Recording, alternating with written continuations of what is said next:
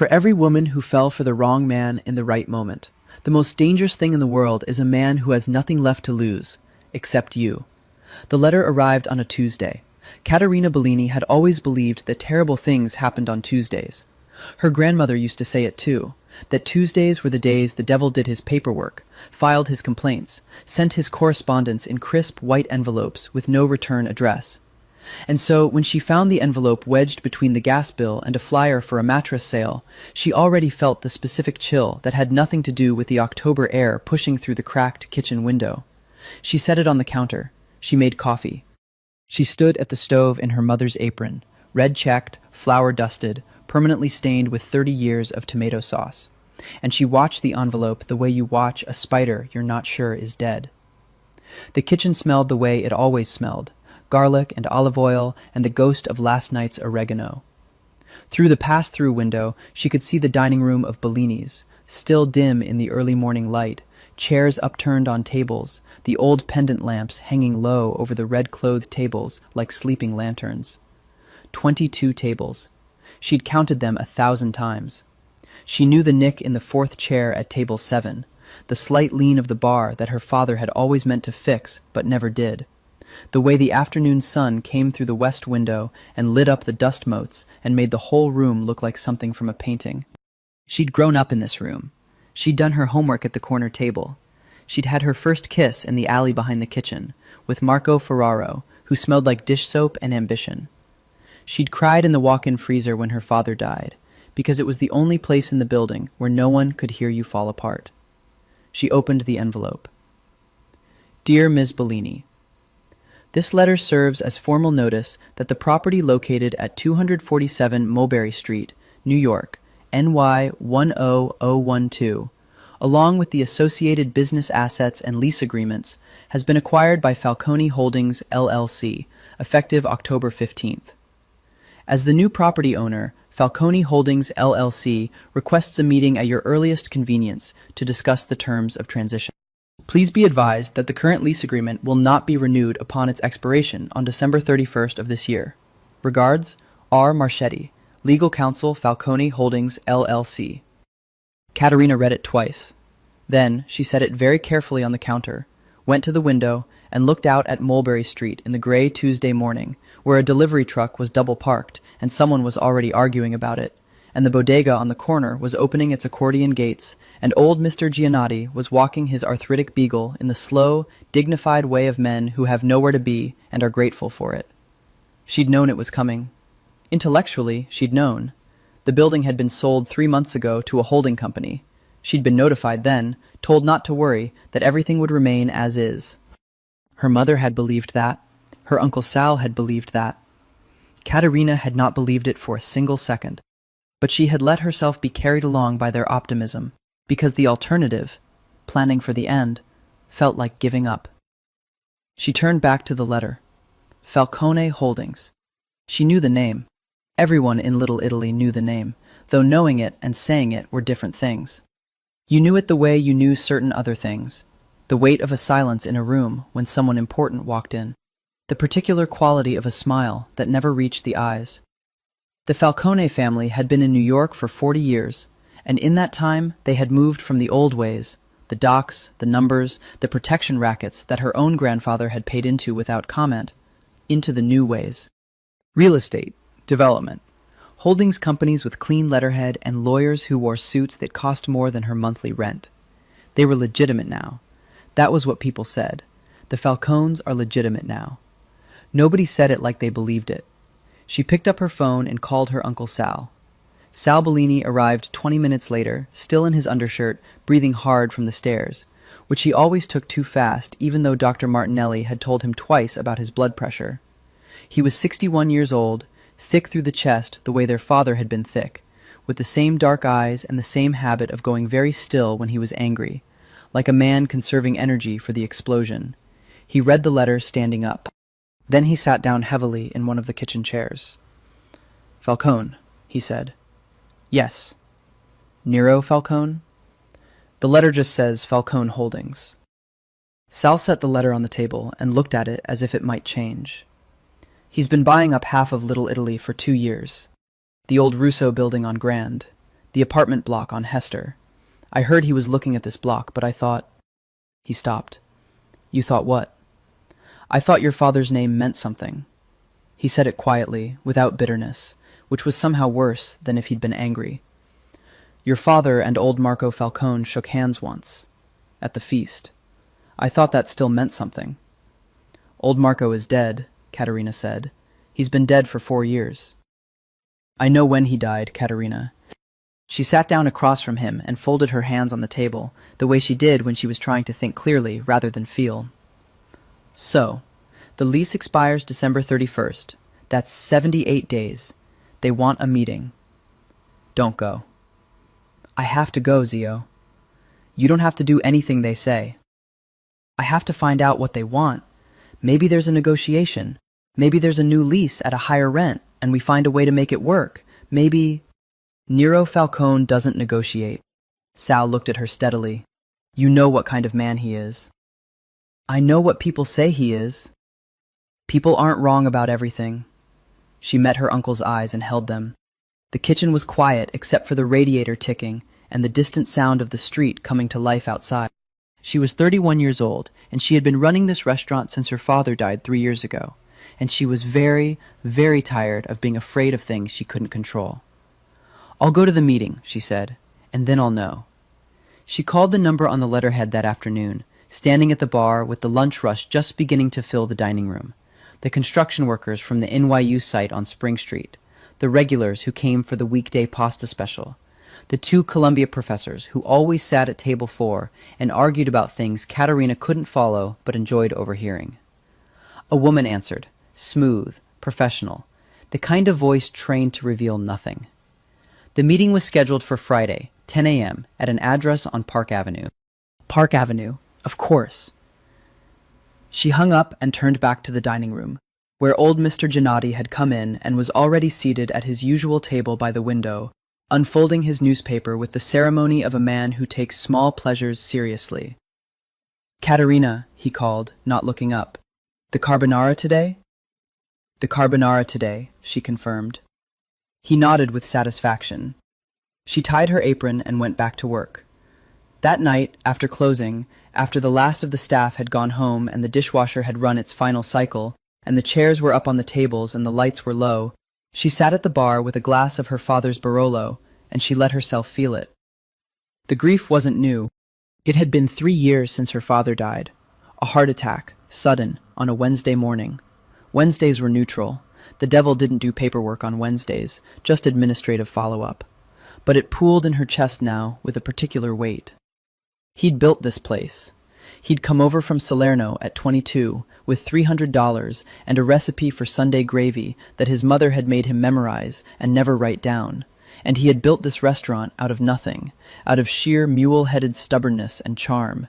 And for 30 years it had fed people and made people happy and meant something in this neighborhood. And now a man named Nero Falcone, who probably ate at restaurants that had Michelin stars and wine lists that required a sommelier, was going to take it. She poured a second glass. She was not going to let that happen without a fight. She didn't know yet what that fight looked like, or whether she could win it. She just knew that she was Domenico Bellini's daughter, and Domenico Bellini's daughters did not fold quietly. She raised her glass in the dim room. "For you, Papa," she said softly. The restaurant said nothing back, but she felt its answer anyway, in the creak of the floorboards and the smell of the walls and the weight of 30 years of meals and laughter and ordinary, extraordinary life. She drank. The Falcone Holdings offices occupied the 42nd and 43rd floors of a building on Park Avenue that had the particular coldness of places designed to impress rather than welcome. The lobby was marble and glass and intentional silence, the kind of silence that cost money to maintain. The security desk was staffed by 2 men who wore their suits the way soldiers wore uniforms, not for comfort, but for function. Katerina wore her good coat. It was navy blue, wool, bought 3 years ago at Bloomingdale's during a sale, and it was the finest thing she owned, and she was aware of that in a way she usually managed not to be. She'd put her hair up, dark, thick, the kind of hair that had a will of its own and generally won. And she was wearing the small gold earrings her mother had given her, and the watch her father had left her, which was a decent watch, but not a watch. Not the kind of watch the woman at the security desk was wearing.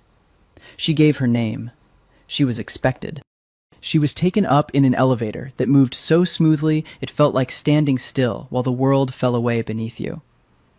A young man in a dark suit met her on the 42nd floor and led her through a corridor that was all cream and charcoal, low light and deep carpet, the occasional piece of art on the wall that looked expensive in the specific way of things bought by people who don't particularly love art but understand that art is a form of speech. He showed her into a conference room and said that Mr. Falcone would be with her shortly, and offered her water or coffee, and she asked for coffee because she needed something to do with her hands. She sat at the long table and looked out at the city. From 42 floors up, Manhattan had a different quality. The noise was gone, the grit was gone, the whole sweating organism of it was rendered abstract and beautiful. She could see Central Park, brown gold with October. She could see the silver thread of the Hudson far to the west. It was, she admitted to herself reluctantly, a magnificent view. She was studying a building she thought might be the Empire State when the door opened. She'd looked him up, of course. She'd found photographs, at charity events, at real estate announcements, once in the background of a society page photo from a gala. In the photographs, he looked like what he was, handsome in a cold, deliberate way, dark-suited, watchful. But photographs, she realized the moment he walked into the room, were a fundamentally insufficient medium for Nero Falcone. He was tall, several inches over 6 feet, and he moved with the contained precision of someone who has learned to take up exactly as much space as he chooses, and not a fraction more. Dark hair, cut close, a jaw that looked like it had been carved by someone with a grudge, eyes the color of dark slate, gray-green in the conference room light, which found her immediately and did not waver. He was, she thought with unwilling clarity, extraordinarily attractive in the way that certain dangerous things were attractive, the same quality of beauty that belonged to storms and blades. He was also younger than she'd expected, 34, 35 at most. He sat down across from her without preamble, without a handshake, without the social lubricant of small talk. He had a folder in front of him.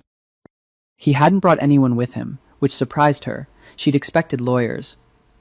"Ms. Bellini," he said. His voice was low and even, with the faint residue of an Italian-American accent, not the broad vowels of the neighborhood, something more controlled, like an instrument that had been tuned to hold its tone in any room. "Mr. Falcone," she said. A pause. He looked at her with an attention that was slightly unnerving, as if he was reading something in her face that she hadn't intended to put there. "I appreciate you coming," he said. "I had a choice?" The corner of his mouth moved, not quite a smile. "Everyone has a choice." That's a very philosophical position for a man who sent an eviction notice. Something shifted in his expression. A slight recalibration. The way a person adjusts when an encounter doesn't go the way they anticipated. He opened the folder. "The lease on your property expires December 31st, he said. "I'll be straightforward with you, Ms. Bellini. My company has plans for the Mulberry Street block. Development plans. The restaurant space is part of that." "What kind of development?" "Mixed use, residential and commercial. High end." "Little Italy doesn't need more luxury condos," she said. "What Little Italy needs is to stay Little Italy.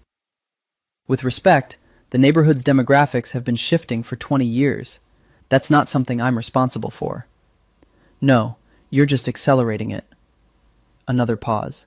He looked at her steadily, and she had the distinct sensation of being assessed, not unpleasantly, but thoroughly, in the way that a careful person looks at something they're deciding whether to keep.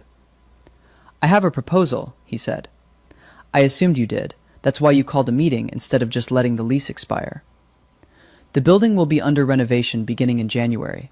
The restaurant space will be redesigned as part of the ground floor commercial component. I'm prepared to offer you a new lease in the redesigned space at a favorable rate, contingent on some changes to the restaurant's concept and presentation." She felt the hook hidden in that sentence. "What kind of changes?" "The Bellini's brand has equity in the neighborhood. I'm not proposing you close. I'm proposing you evolve. Upscale the menu, update the interior, reposition. You want to turn my father's restaurant into something for the people who move into your luxury condos? I want to turn it into something that survives, he said, and there was an edge in his voice that was not unkind, which somehow made it worse. The alternative is that the lease expires, the space is redesigned for commercial retail, and the Bellini name disappears from Mulberry Street entirely. She held his gaze. He held hers. The city floated 42 floors below them, indifferent. I need time, she said. You have until November 15th to give me your decision. That's 6 weeks. 6 weeks to decide whether to erase everything my father built. 6 weeks to decide whether you want to preserve something or lose everything. He said it without cruelty, which was almost the cruelest way to say it. Those are your options, Miss Bellini. I'm sorry they're not better ones. She stood. She picked up her bag. She looked at him across the conference table and she thought, "You don't look like a man who is sorry about anything." "Thank you for the coffee," she said, and she walked out. She cried in the elevator, briefly and quietly, between the 34th floor and the lobby. By the time the doors opened, she had stopped, and she walked through the marble lobby and through the heavy glass doors and out onto Park Avenue where the October wind hit her like a correction, and she stood on the sidewalk and breathed. 6 weeks. She began to walk south. She walked all the way back to Mulberry Street, 40 blocks, because she needed to move, and she needed to think, and she needed the city under her feet. The real city, the ground-level city, with its noise and its smell and its endless, complicated life. By the time she reached the restaurant, she had not arrived at any resolution. But she had arrived at something. The knowledge that she was not going to agree to anything without a fight, and that the fight was going to have to be creative, because she was not fighting with money or lawyers or power, and Nero Falcone had all three. What she had was a restaurant that people loved. She was going to have to figure out how to turn that into a weapon. 3 days passed. Katerina threw herself into the work the way she always did when she needed to think without thinking. In the kitchen, in the rhythm of prep and service, in the particular meditative quality of making something with her hands. She made pasta. She made a lot of pasta. She rolled it by hand the way her grandmother had taught her, pressing her weight into the dough, feeling it change under her palms, the resistance giving way to smoothness and then to silk. Her mother called every day, asking what had happened at the meeting, and every day Katerina said she was still working on it, which was true in the most minimal sense. Her Uncle Sal called twice, and she let it go to voicemail, because Sal's solution to everything was to get angry, and she couldn't afford to get angry right now. She called a lawyer. The lawyer, a woman named Diane Chen, who had gone to law school with Katerina's college roommate, and now had a small practice in Midtown, confirmed what Katerina already suspected. The lease was straightforward, the expiration was legally clean, and Falcone Holdings' position was entirely solid. There was no leverage there. She researched Falcone Holdings. She read everything she could find, the real estate filings, the development announcements, the business press. Falcone Holdings was the legitimate arm of the Falcone family's business interests, and it was run by Nero Falcone, who had taken over after his father's death 4 years ago, and had, in the years since, transformed it from a moderately successful operation into something considerably more substantial.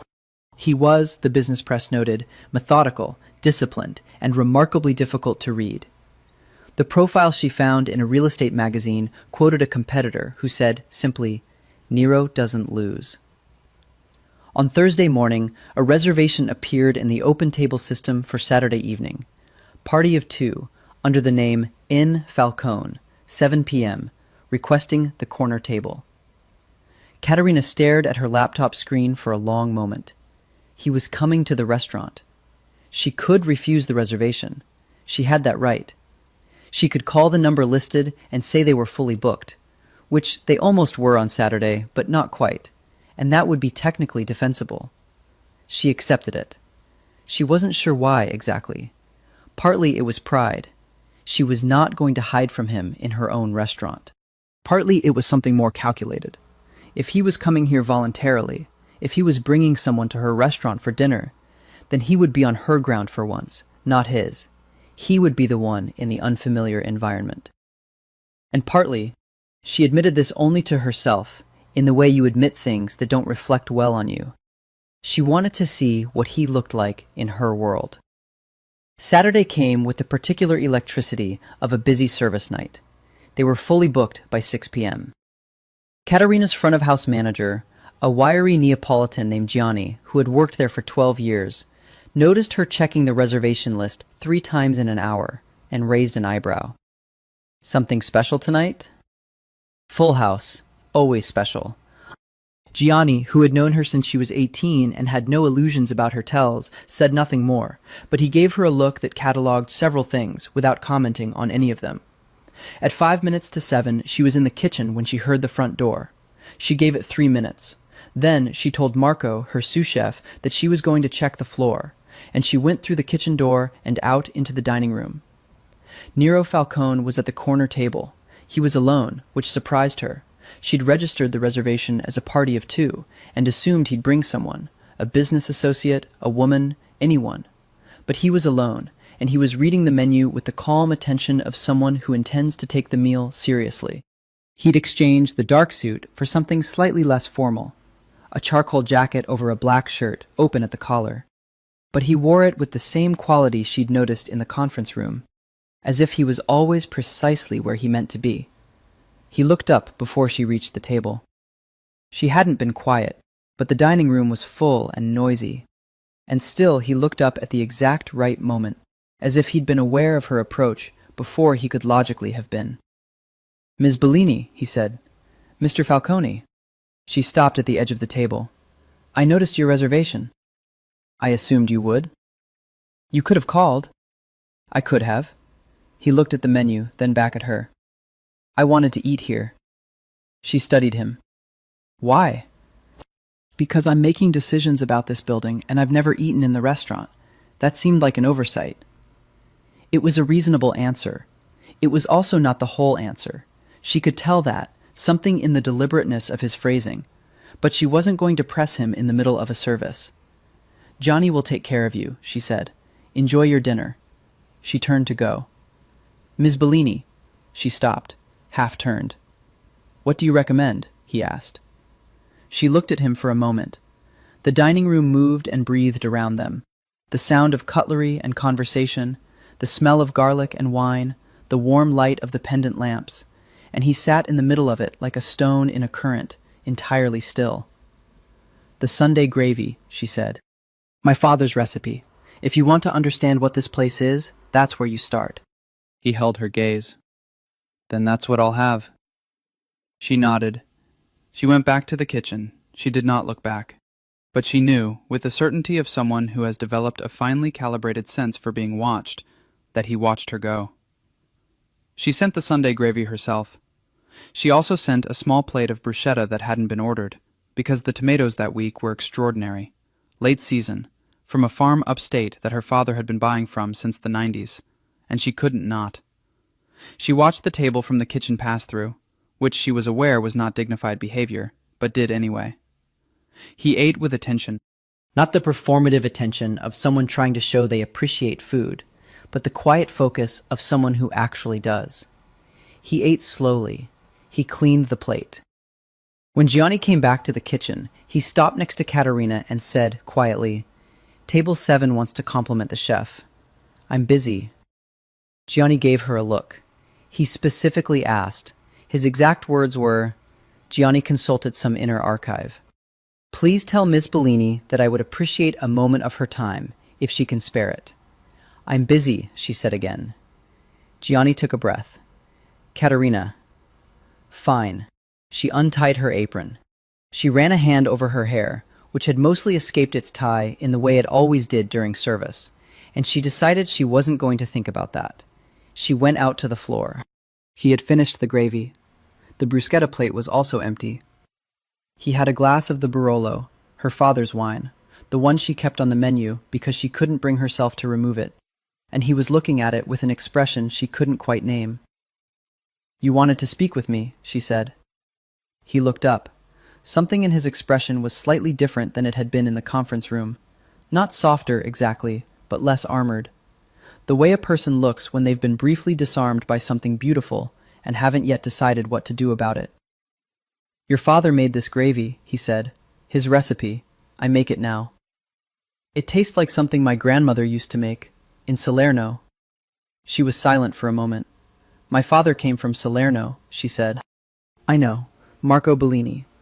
He said her father's name with a particular weight, the way you say the name of someone you've done your research on.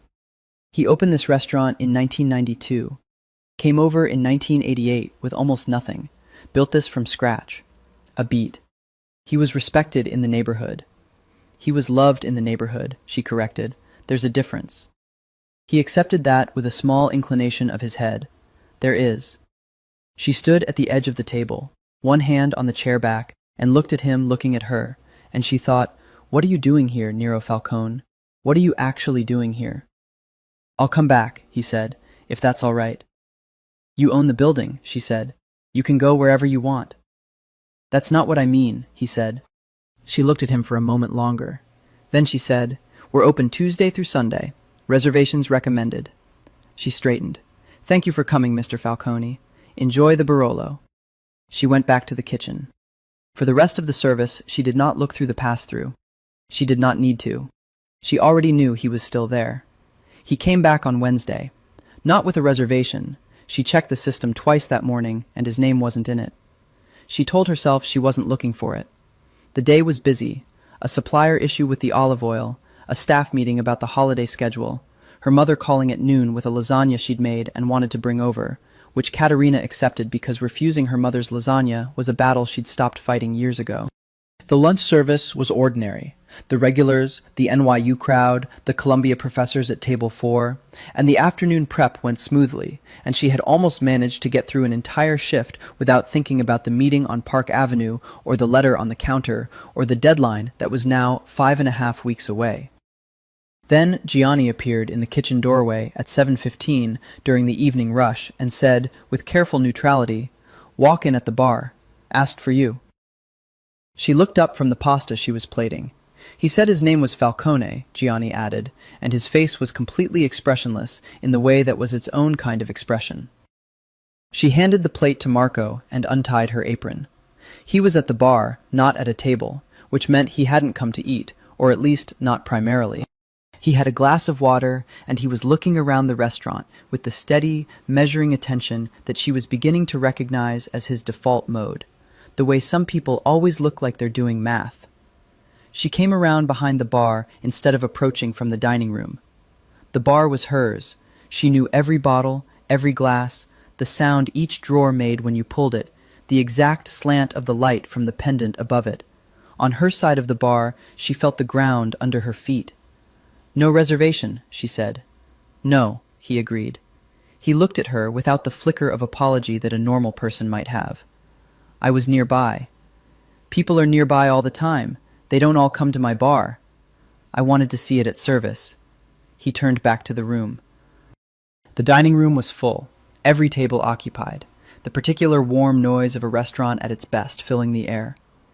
"Saturday I came early. This is different." She studied his profile. He was watching the room the way someone watches a fire, not for information, but because it was drawing him in some way he hadn't anticipated.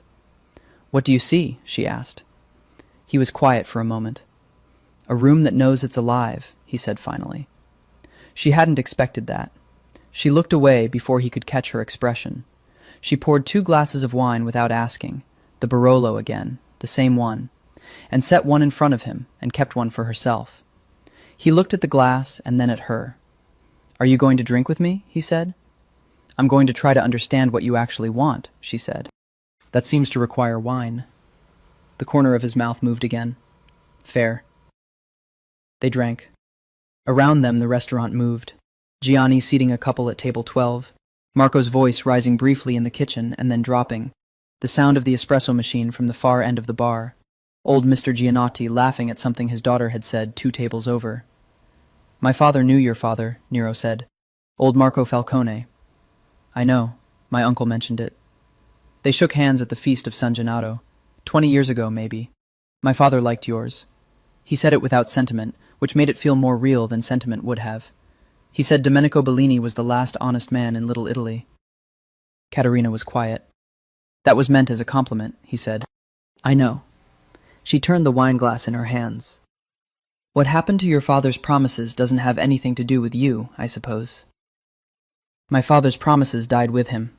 He said it flatly, without grief she could detect, but she thought she heard something underneath it. Not grief, but its scar tissue. That's how it works. Not here, she said. Here, a promise is a promise until the person who made it comes back to break it themselves. He looked at her. It was a long look, the kind that costs something. That's why it needs to survive, he said quietly. She blinked. What? This. He gestured, a minimal movement that somehow encompassed the whole room. The thing you've built here, the thing your father built, it needs to survive. That's what I told you in the meeting, and I meant it, not as a threat, as a fact. You're telling me you're destroying it for its own good. I'm telling you I'm offering you a way to carry it forward. Whether you want to accept that is your decision. She looked at him across the bar. The wine was dark between them, the light low and warm, and she thought, you are a very complicated man, Nero Falcone, and I am not sure that any of this is as straightforward as you make it sound. Why are you really here? She asked. He held her gaze. For a moment she thought he was going to deflect, give her the same careful, controlled answer he'd given everything with so far. Instead, he said, I ate your father's gravy, and I sat in this room, and I didn't want to leave. The honesty of it surprised her. It surprised him too, she thought. She saw it in the slight tightening of his jaw, the way a person looks when they've said more than they planned. She picked up her glass. Come back Saturday, she said. I'll make something different. She walked back to the kitchen. He left $100 on the bar for the wine and the water. She didn't tell Gianni to return it. He came on Saturday, then the following Tuesday, then Thursday. By the second week, Gianni had stopped announcing him and started just setting his usual glass of Barolo at the corner of the bar before he arrived, in the particular way of front-of-house professionals who register patterns before anyone else does and draw no public attention to what they've noticed. The restaurant staff noticed too. How could they not, when the man who had sent the eviction notice was now a semi-regular, sitting at the bar or occasionally at table 7, watching the room with that unhurried attention of his. Marco, the sous chef, who had the political awareness of someone who had worked in Italian restaurant kitchens for 20 years, said nothing but started plating the specials with an extra degree of care on the nights Falcone came. Lucia, the youngest of the waitstaff, asked Caterina once if he was a food critic, and Caterina said no, and Lucia said, he looks at everything like he's evaluating it, and Caterina said, that's just how he is. How he is, Lucia repeated, with a tone that suggested she found this explanatory in ways Caterina had not intended. But the thing that Caterina couldn't dismiss, that she turned over in her mind during the slow hours of prep and the long nights after closing, was that he was right about the room. Each time he came, each time she watched him from the kitchen or from the bar, she saw him settle into it in a way that was at odds with everything else she knew about him. He sat differently here than he must sit in his offices, in his penthouse, in the boardrooms and the nightclubs and the places men like him occupied. Here there was something less guarded about the set of his shoulders, the angle of his jaw, as if the restaurant was slowly working on him the way kitchens worked on everything, with heat and time and the particular alchemy of something real. She made him different things each visit. Not because she was trying to impress him, or not only because of that, but because she found herself wanting to see what he'd respond to. The carbonara on Tuesday, the branzino with herbs on Thursday, a version of her grandmother's stuffed artichokes on Saturday that she hadn't made in 2 years and had to spend an hour reconstructing from memory and instinct. He ate everything with that same focused attention. He complimented her sometimes, directly, without flourish, in ways that landed differently than compliments usually did. This is remarkable, he'd said about the artichokes, and she'd believed him because he said it like a fact rather than a courtesy. They talked. Not always much, and not always about anything of consequence, but the conversations began to build on each other in a way that surprised her, like laying stone, one course at a time, so that what emerged was something solid before you'd noticed you were building. She learned things. He'd grown up in Brooklyn, not Manhattan. She'd assumed Manhattan, but he corrected her once with something that was almost amusement. He'd gone to college, which surprised her more than it should have, because she'd absorbed the idea of the Falcones as men of action rather than reflection. He'd studied economics, which did not surprise her at all. He liked architecture, which did surprise her. He said it with a kind of quiet passion that felt like something private he'd momentarily forgotten to conceal. He didn't talk about the family business. She didn't ask about it. That was an unspoken boundary, and she respected it. Partly because she was afraid of what she might find out, and partly because she didn't need to know everything to have a conversation with someone. That was something her father had always said. You don't need a person's whole history to share a meal with them. But she was not naive. She knew what the Falcone name meant. She knew that the clean offices on Park Avenue, and the tasteful letterhead, and the real estate portfolio were not the whole story. That there was another register to this man's life entirely. The one that didn't get written about in business magazines. The one that operated in a different language. A language of debt and obligation and power that ran in channels under the surface of everything. She knew it, and she put it in a compartment in her mind and kept it there. Because that was the only way to be honest about what was happening. That she was spending time with him willingly. That she looked forward to his visits in a way she kept having to reframe as strategic before admitting to herself that it wasn't purely that. He was not what she'd expected. That was the most honest way she could put it. And she had grown up in a neighborhood where men who were not what you expected were often the most dangerous kind. On his fourth visit, a Thursday, cool and rainy, the kind of November evening that turned restaurants into refuges, he arrived earlier than usual, before the service rush, and found her in the dining room rather than the kitchen. She was at table 7 with her notebook and the week's receipts, doing the accounting that she did at this hour most nights when she needed quiet. He paused in the doorway. She looked up. "Early," she said. "I know." He didn't apologize. "Can I sit?" She gestured at the chair across from her. He sat. She went back to the receipts for a moment, not to be rude, but because she needed to finish the column she was on, and also because she didn't want to make too much of the fact that he'd come early, that he'd wanted to see the restaurant in this quiet mode. "What are you working on?" he asked. "Accounts. We had a good October." "Despite everything." "Because of everything," she said, without looking up.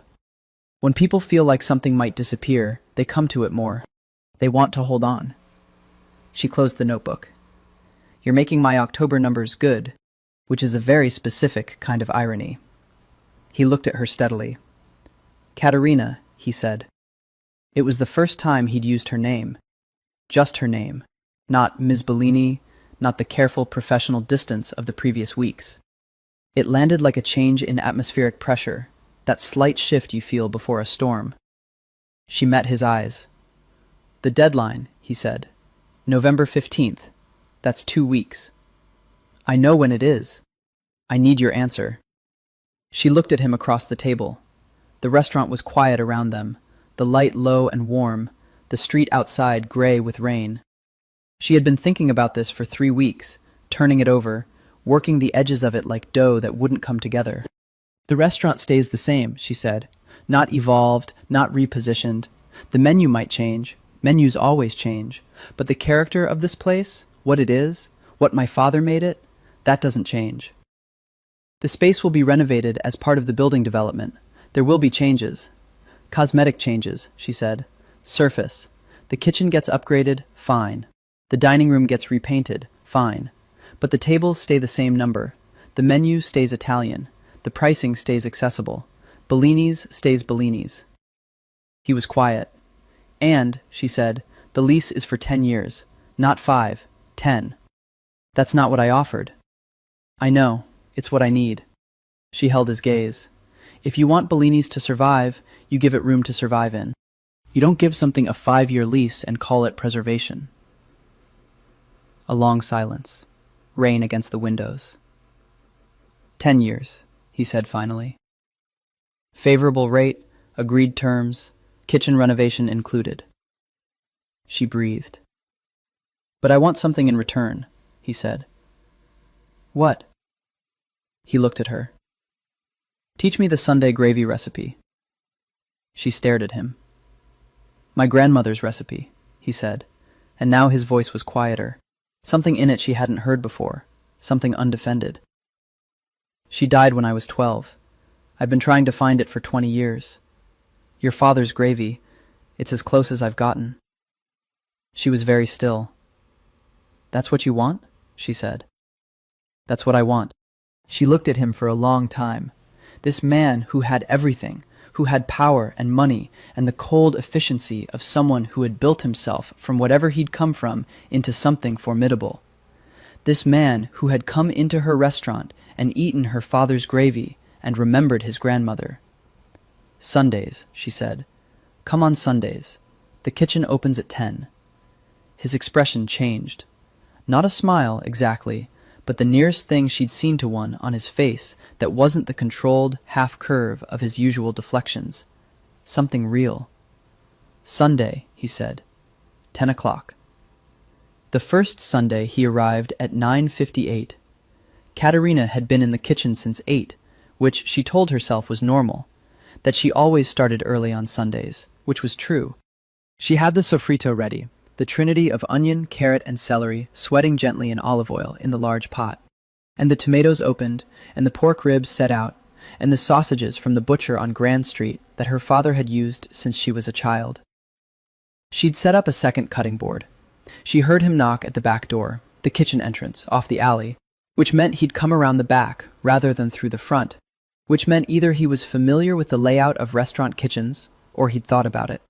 She suspected the latter. She let him in. He was in dark jeans and a gray sweater, and this was the most informal she'd seen him, and it changed something about him in a way she tried not to examine too closely. He looked around the kitchen with the same measuring attention he always had, but there was something different in it here. Less evaluation, more curiosity.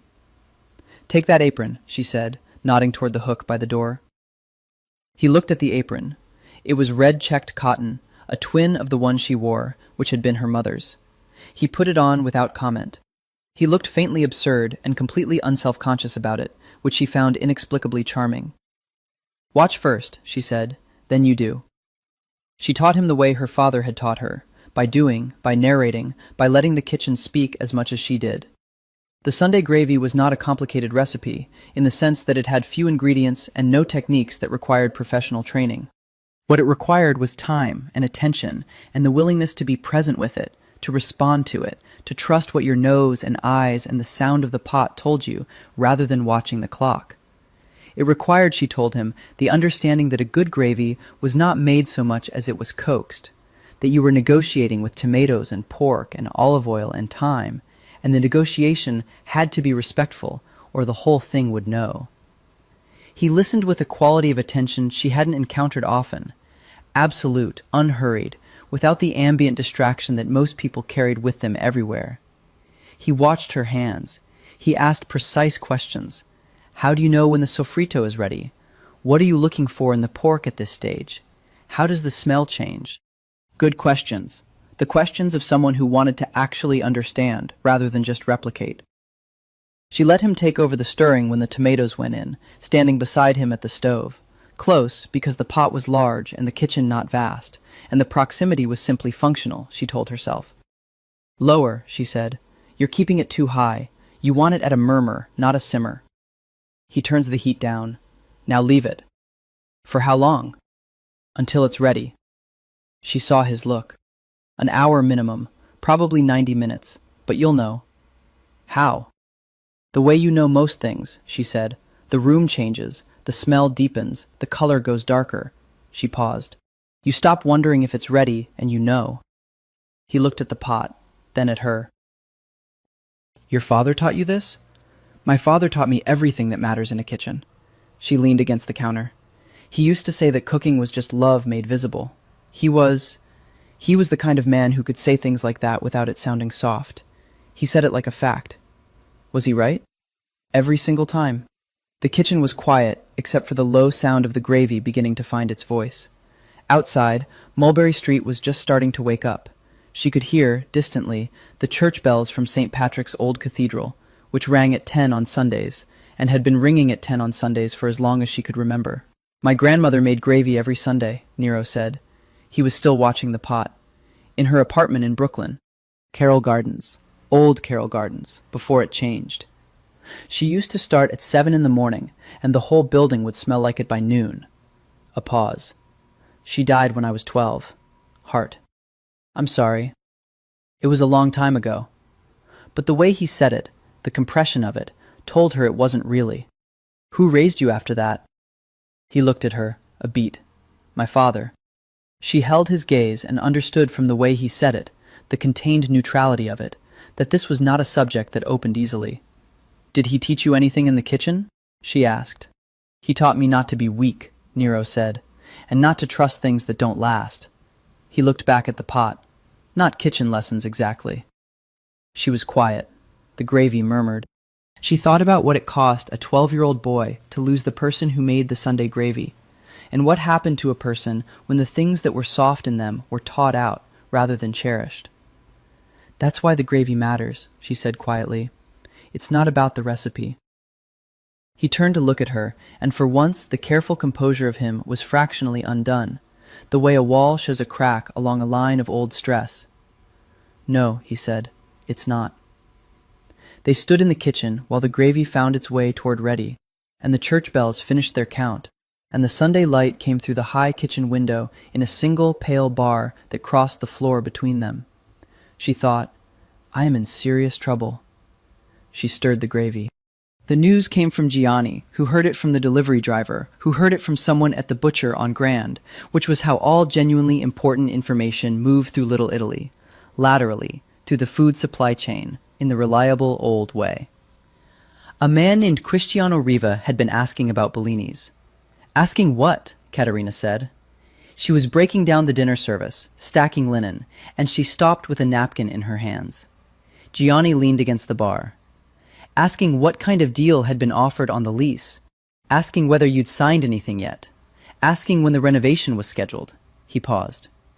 The Riva family has been trying to buy into this block for 3 years. You know that. She knew that. The Rivas were another family, newer money, newer power, the kind of people who moved in after the old structures had been weakened, like secondary growth after a fire.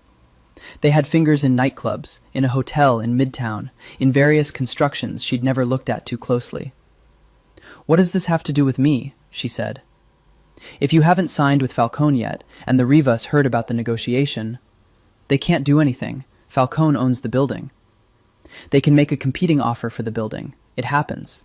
If Falcone is sitting on a development deal that hasn't been closed, another buyer can come in with a higher number, and the whole thing gets complicated.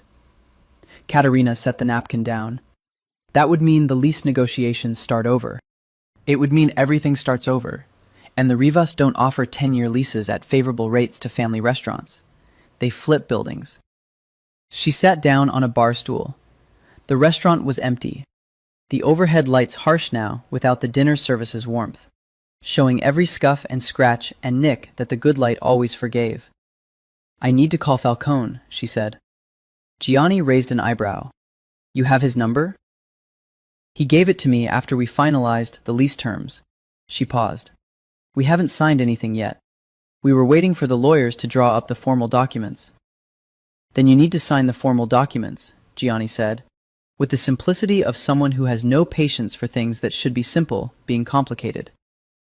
She called the number. He answered on the second ring. Caterina. Her name again, just like that, immediate, and she noticed again the way it landed. Are you aware of the Riva family making inquiries about the Mulberry Street block? She said.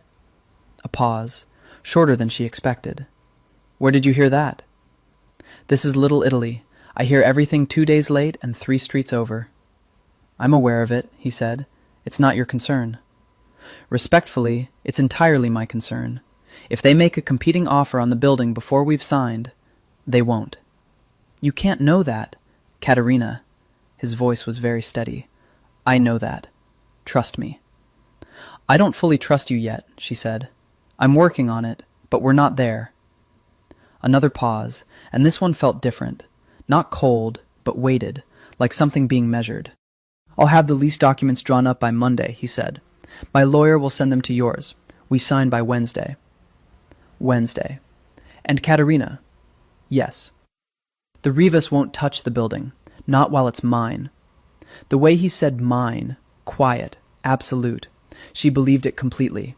And that was not entirely a comfortable thing to believe, because it reminded her that the man in her kitchen on Sunday mornings, who stood beside her at the stove and asked careful questions about sofrito, was also the man who said things like that in that tone, and meant them in every register they could be meant in. Wednesday, she said. Good night. She hung up. The documents arrived Monday afternoon. She read them herself, then sent them to Diane Chen, who called her Tuesday morning and said they were solid. Better than she'd expected, actually. The rent was a significant increase from the existing lease, but genuinely favorable for the neighborhood at current market rates, and the 10-year term was unusual and valuable. He gave you a good deal, Diane said. I don't know why, given the leverage he had, but he did. He liked the Sunday gravy, Katerina said, a beat. I'm sorry? Nothing. Send the sign off. She signed on Wednesday. So did he. Gianni opened a bottle of Prosecco that evening, and the kitchen staff toasted to 10 more years. And Marco made pasta for everyone, and they ate standing at the prep counter, and it was exactly the kind of evening her father would have loved. She raised her glass and thought of the man who'd made it possible, and the complicated terrain that thought occupied in her chest. She didn't call him to tell him she'd opened the Prosecco. She almost did. 2 days later, she was walking back to the restaurant from the Green Market on Saturdays, the farmer's market on Grand, where she bought the best of what was in season, when a black car pulled alongside her and the window came down. Nero Falcone leaned across from the driver's seat. Get in, he said.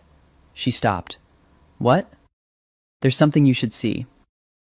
His expression was level, but there was something in it she hadn't seen before, an urgency under the surface, compressed, controlled but present. It'll take an hour. I'll have you back before service. She looked at him. She looked at the car. She looked at the bag of vegetables in her arms. You're going to have to be significantly more specific than that, she said. It's about the building, he said. About the renovation plans. I want you to see them before the architects finalize anything. She studied him. Please, he said. And it was the first time she'd heard him use that word, and it sounded like it cost him something. She got in the car. He took her to an office in Tribeca, not Falcone Holdings, a smaller space that belonged to an architectural firm. The ride was 20 minutes, and they spent most of it in a silence that was companionable rather than awkward, which was its own kind of development. He drove himself, which she noted. A man like him might be expected to have a driver, and she'd seen the black town cars that appeared sometimes near the restaurant when he visited. But today he drove, and there was something unguarded about that. The slight loosening of a person who controls their own vehicle. The architectural office smelled of paper and coffee and had drawings on every surface, blueprints and renderings, and the particular organized chaos of people who think in space and scale. The architects, 2 of them, a man and a woman, both young, both clearly accustomed to Nero Falcone in the way of people who are paid to be calm around imposing clients, spread the plans across a drafting table without preamble. The Mulberry Street block, rendered in precise gray lines in elevation and section and floor plan. The new building rising above the existing footprint. The ground floor commercial spaces. And there, at the corner, facing both Mulberry and the side street, the largest of the ground floor units, with its own separate entrance and a kitchen indicated by the tight cluster of ventilation lines and equipment symbols. It was bigger than the current Bellini's, significantly. She studied the plans. Nero stood beside her, close enough that she was aware of the warmth of him, not saying anything, letting her look. You moved the entrance, she said. It faces the corner now, more visible, more foot traffic from both streets. The kitchen, doubled. You've been working in a kitchen that was undersized for the volume you do. I looked at your service numbers. He said it without being asked, as if it was obvious that he had been looking at her service numbers. New equipment, better ventilation, a proper prep space. She traced the floor plan with her finger. The dining room is bigger, but the table count is the same. More space between tables. You've been seating people too close together. It works now because the neighborhood likes it. It's familiar, but it means you lose service quality on busy nights. She looked at him. You've thought about this very carefully. I think carefully about things I care about. The silence that followed that sentence had a particular texture to it. Neither of them addressed it. The architects were suddenly very interested in a drawing on the opposite wall. She looked back at the plans. The new kitchen, the better proportioned dining room, the corner entrance that would double her visibility on the street. It was good. She hated admitting it, but it was good. Better than good. It was thoughtful, and the thoughtfulness of it was what got her, because a man who was simply doing a real estate transaction would not have cared about table spacing, or kitchen ventilation, or the foot traffic pattern on a corner in Little Italy. This is more than you promised, she said. I know. Why? He looked at her for a moment, then at the plans. Because it deserves to be more.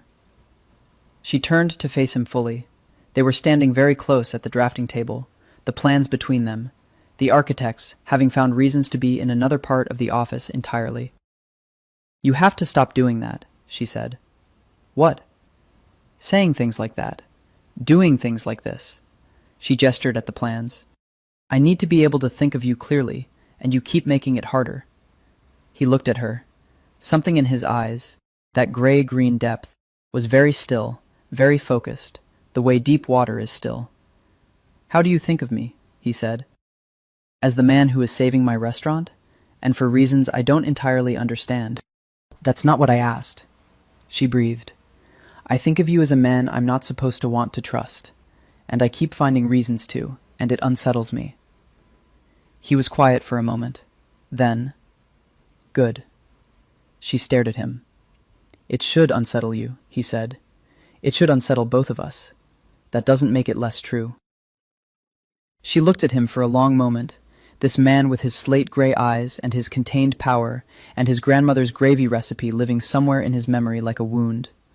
This man who was dangerous in more ways than she could count, and thoughtful in ways she hadn't expected, and was standing 3 feet away from her in an architect's office in Tribeca, looking at her like she was the most interesting problem he had ever encountered. I should get back, she said. You should. Neither of them moved for another beat. Then she picked up her bag and said, The corner entrance is right, and the kitchen is right. Tell the architects to keep the original pendant lamps from the current dining room. We'll reuse them. My father picked those lamps. Done, he said. She walked to the elevator. She pressed the button. While she waited, she did not look back. He didn't say anything else, but she heard him, the controlled quiet of him, for the rest of the day. Gianni Napolitano had been in the restaurant business for 34 years. He had been front-of-house manager at Bellini's for 12 of them, which meant he had watched Caterina Bellini grow from a girl who did her homework at the corner table into the woman who ran this place with the same combination of precision and heart that her father had had. And he felt about her, though he had never said this aloud and never would, something like what he imagined a father felt. He had therefore been paying attention to the situation with the Falcone man since the first evening the reservation appeared, and he had drawn conclusions, and he was keeping those conclusions to himself, because Caterina Bellini was not a woman who appreciated having her inner life commented on. But one evening in mid-November, after service, when she was at the bar going over the inventory, and he was at the other end doing the closing check, he said, without preamble, How well do you know who he is? She didn't look up. I know who he is. You know what the papers say and what the neighborhood says. That's not the same as knowing. She set her pen down. She looked at him. Gianni, I'm not saying anything you don't already know, he said. I'm asking you to say it. She was quiet for a moment. The Falcone family has been in organized crime for 40 years. The legitimate business is real, but it didn't come from nowhere, and it doesn't operate in isolation. She said it calmly, the way you say things you've already made peace with. He's the head of both the visible and invisible parts of that operation. Yes, Johnny said, and I know that. Do you know that he has people in his organization who have done very serious things? Do you know that the building he bought on the corner of Hester Street, the owner of that building had a problem with his car the week before he agreed to sell? She was very still. Is that verified? It's what people say. People say a lot of things in this neighborhood. They're right more often than they're wrong about things like this. Gianni put down his clipboard. I'm not telling you to be afraid of him. I don't think he's a man who would hurt you. But I think you should know what world he comes from and what it costs to be close to it. She looked at him for a long time. Why are you telling me this now? Because of the way you looked when you came back from that architect's office 2 weeks ago. He said it simply, without accusation. I've worked here long enough to know your face, Katerina. There was something in it that afternoon that I hadn't seen before. She turned back to the inventory. I'm not naive. I know that. You're one of the least naive people I know. He picked up his clipboard. But naive and willing to be surprised are different things. And you looked surprised.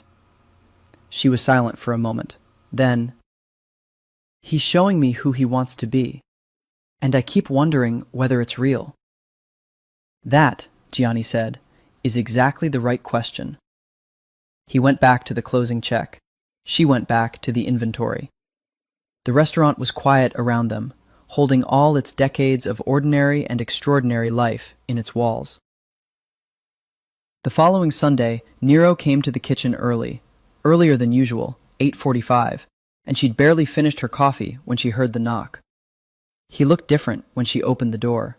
Something tighter about him, something that hadn't been there on other Sundays. Not agitated, but compressed, like a man who has been holding something in for longer than is comfortable. She let him in without asking. He tied the apron. He started the sofrito. She watched him move through the steps. He knew them now, in the sequence and the timing, could read the pan the way she'd taught him, and she thought that this was what the Sundays had made of him, a man who could stand in a kitchen and be present in it. What happened? She said. He kept his eyes on the pan. Work. Tell me. A pause. There was a situation with someone who thought that our arrangement on this block was an invitation to test limits. That's handled now. She thought of Gianni's words, the car, the week before the sale. Handled how? She said. He turned to look at her. The thing in his eyes was clear now. Not guilt, but the particular weight of a man who does what is necessary and lives with what that costs. In the way that things like that get handled, he said. She held his gaze. Is anyone hurt? Not physically. A complicated truth, but a specific one. She accepted it. The Rivas? She said. Something shifted in his face. Surprise, quickly controlled. You know about that. I know about most things, she said. Gianni tells me things. Delivery men tell Gianni things. It's a whole system. It's efficient, he said, with the trace of dry appreciation she'd begun to recognize. Is it over? For now. He turned back to the sofrito. Things like this are rarely completely over, but they're quiet for the time being. She stood beside him at the stove. The kitchen was filling with the smell of the sofrito, onion and carrot and celery softening in olive oil, the foundational smell of everything she'd grown up with. She thought about Gianni's question. Do you know what it costs to be close to it? Nero, she said. He looked at her. If being close to you makes the restaurant a target, it doesn't, he said, with quiet certainty. Being close to me means no one touches it. That's how it works. She looked at him, at the absolute steadiness of him, the way he inhabited his own certainty the way other people inhabited rooms. That's not a completely comfortable thing to hear, she said. I know. He held her gaze. But it's true. She handed him the wooden spoon. The tomatoes go in 10 minutes, she said. He turned back to the pan. The feast of San Gennaro ended in November. It was officially the September feast, but in Little Italy, the celebrations bled through the autumn, and there were always neighborhood events that held the spirit of it. The tables in the street, the lights strung between buildings, the smell of zeppoli from the vendor on the corner who appeared seasonally and reliably. The Block Association held a winter kickoff party the second Saturday of November. It was an informal affair. The restaurants set tables on the sidewalk for an afternoon. There was wine from the wine shop on Mulberry. There was music from a trio of older men who played at every neighborhood event and had been playing at them since Caterina's father's time. Bellini's participated every year.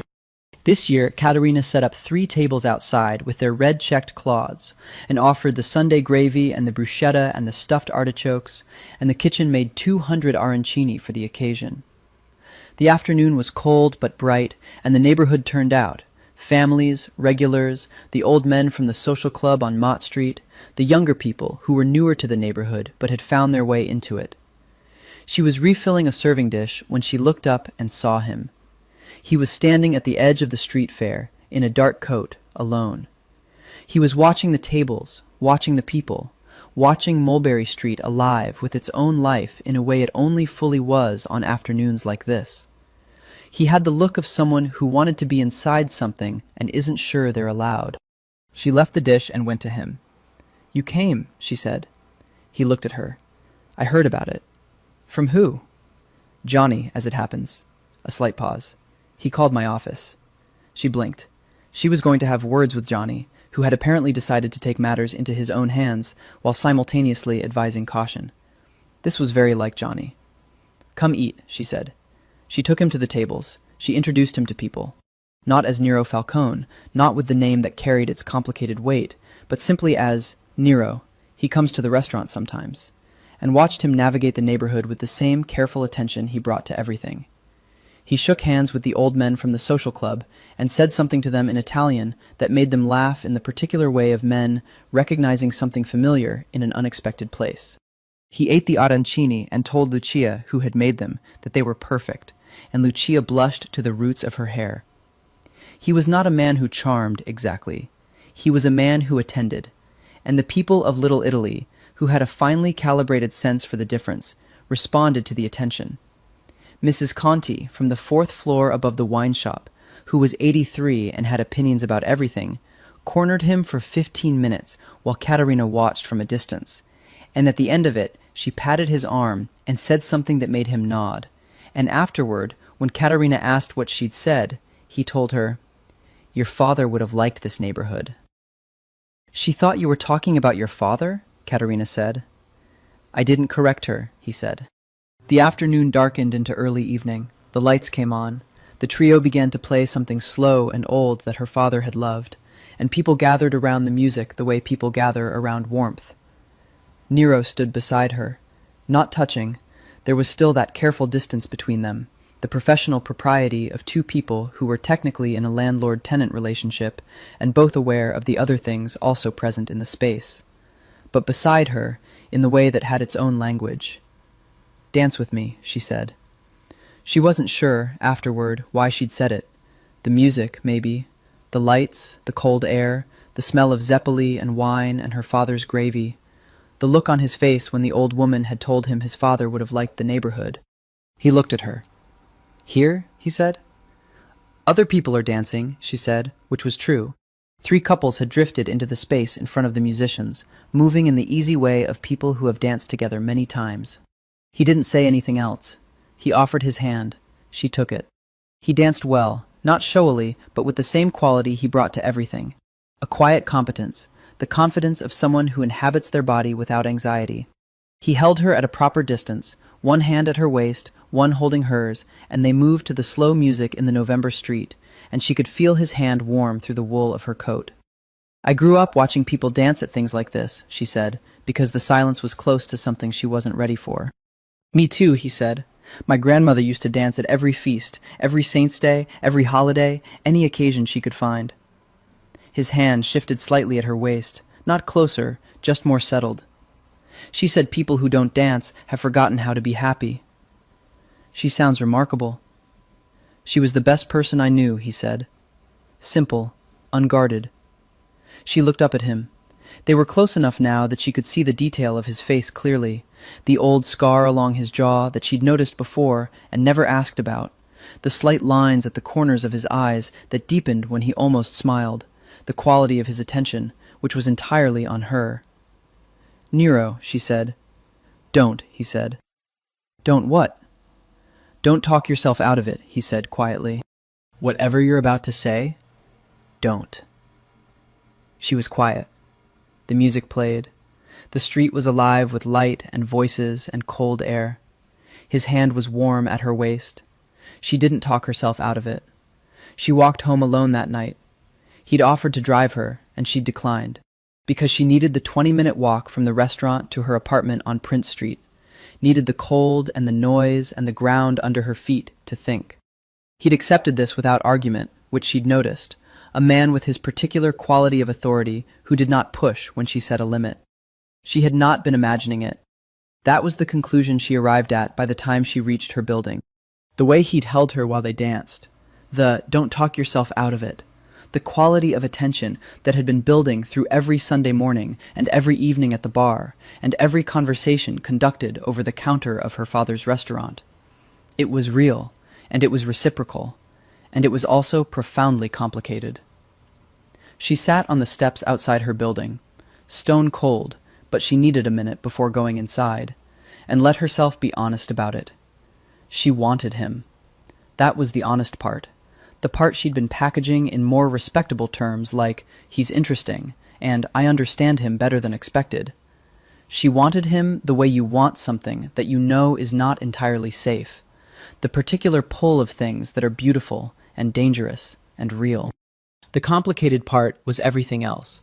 The name, the power, the way Gianni had said the car the week before he agreed to sell. The invisible machinery of his life that ran parallel to the visible, and was not something she could pretend didn't exist because she'd seen him make Sunday gravy and dance in the street. She'd grown up in Little Italy. She knew how the old families worked, not from the inside, but from proximity, from overhearing, from the textures of a neighborhood shaped by that world for decades. She was not romantic about it. She knew what it cost. She went inside. She made tea. She did not sleep for a long time.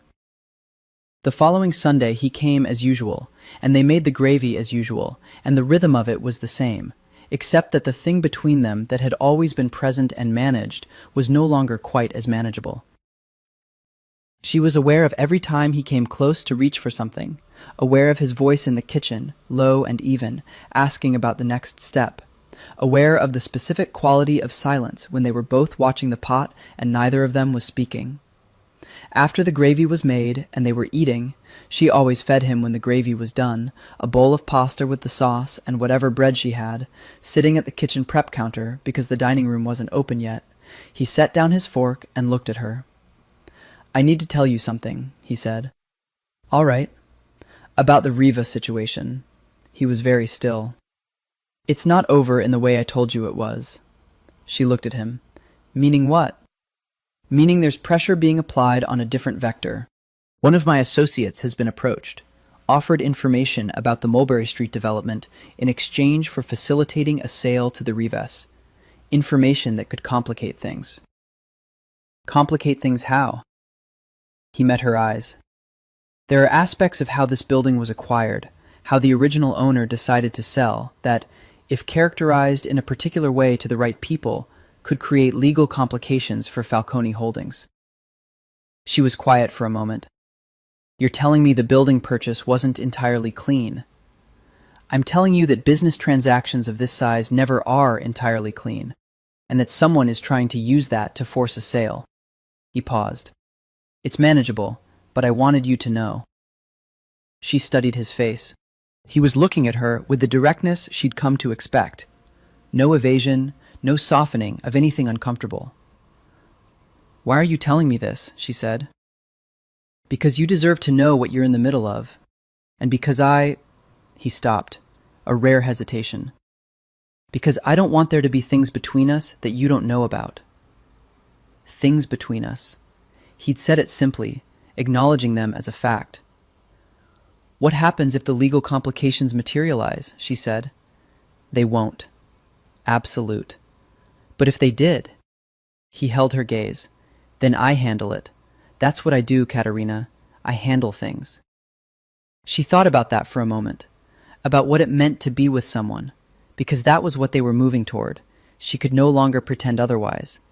Who handled things in the way he handled things. The weight of that. The particular freedom and the particular cage of it. "The gravy is good today," she said. A pause. "Yes." "You're getting better at the sofrito. You let it go long enough now. You used to rush it." He looked at her. Something in his expression, That almost smile, the real one, the one that reached his eyes. "Are we done talking about the other thing?" "We're going to come back to it," she said. "I just needed a minute." He picked up his fork. "Take as many minutes as you need." She looked at him across the prep counter, in the kitchen her father had built, the smell of the Sunday gravy filling the air between them, and she thought that this was perhaps the most complicated thing she had ever chosen to walk toward. She ate her pasta. She walked toward it anyway. He asked her to dinner in the second week of December. Not at the restaurant. A restaurant in Midtown that had a Michelin star and a reservation list 3 months long, which had somehow accommodated them on 48 hours' notice, which she didn't ask about. She wore the black dress she'd bought for her best friend's wedding 2 years ago, and had worn once since. She wore her hair down for the first time in his presence. She always kept it up at work, practical and necessary in a kitchen. But tonight she let it go, all that dark weight of it, and stood in front of her bathroom mirror and acknowledged to herself that she was trying, which was its own kind of admission. He was waiting outside the restaurant when she arrived. He'd seen her walk up from the corner. She saw his eyes go to her from half a block away and stay there, with an attention that was considerably more personal than anything she'd observed in him before, a directness that had nothing controlled about it. She reached him. "You look—" He stopped, started again. "You look beautiful." She raised an eyebrow. "You hesitated." "I was deciding whether extraordinary was too much." "Extraordinary is not too much," she said. "It's accurate." He looked at her for a moment. That look, the full attention one, and then the corner of his mouth moved in the real smile. He held the door. The restaurant was everything she'd expected it to be, dark-lit and beautiful, the kind of place where the tables were far enough apart that you could hear yourself think, where the sommelier knew which vintage to recommend before you'd finished describing what you were in the mood for, where the food was, she admitted, genuinely exceptional. She was aware throughout the meal that they were being watched, not obtrusively, but there was a quality of attention directed toward their table that she registered. He was, she understood, a man known in rooms like this. She wondered what people made of her, in the black dress with her father's watch, across the table from Nero Falcone. They talked differently here than in the kitchen, more freely, paradoxically, as if the neutral ground of someone else's restaurant released them from the particular roles they played in hers. He told her about the architecture he loved, specific buildings, specific details, the way he'd gone to see the Guggenheim as a child and stood in the rotunda looking up until his father had to physically collect him. She told him about Salerno, which she'd visited once at 24, the trip she'd taken to see where her father came from, standing in the streets of the old city and feeling the strange double exposure of a place you know through stories. He listened the way he always listened. She talked the way she only talked to people she trusted, which she registered and let herself register without reframing it. After dessert, a panna cotta that she thought silently was close but not as good as her mother's, and said nothing about, he refilled her wine glass and said, "I want to ask you something." "Ask." "The restaurant," he said. "What happens to it in 20 years? What you want it to be?" She looked at him, surprised by the question, by the horizon of it. "Still there," she said. "Still the Sunday gravy.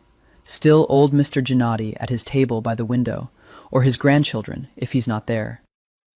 She turned the wine glass. "I want it to be the kind of place that outlasts the things that try to change the neighborhood. I want it to still be itself in 20 years in the way that very few things in New York stay themselves." He was quiet. "Your father built something worth that." "My father built something worth everything." She looked at him steadily.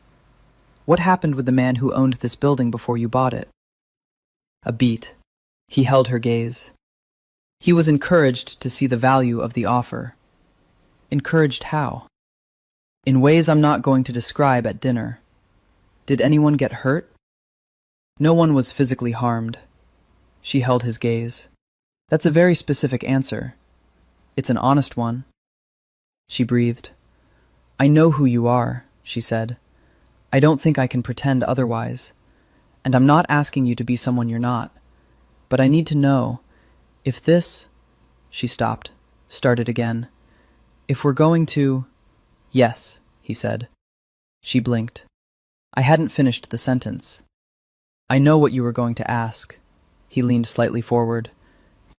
If we're going to be whatever this is becoming, do you need to know that you're safe, that the restaurant is safe, that the things and people you care about are protected? He held her gaze. The answer is yes, to all of it, in every version of who I am. She looked at him for a long moment. That's a lot of certainty, she said. I'm a certain kind of person, he said, about the things that matter. She looked at his hands on the table, those careful, precise hands that had stirred a pot of Sunday gravy every week for a month and a half, that had shaken hands with the old men at the street fair and been patted by Mrs. Conti, the hands that, in another register of his life, did things she was choosing not to ask about tonight. She reached across the table and put her hand over his. He turned his hand under hers and held it, and that was that. The thing that had been building since October finally arriving, quietly, over good wine and panna cotta in a midtown restaurant, as so many important things arrive, not with drama, but with the simple weight of truth. It appeared in the gossip pages of one of the city weeklies, the kind of publication that photographed people at restaurant openings and gallery events and charity galas and packaged it as social documentation.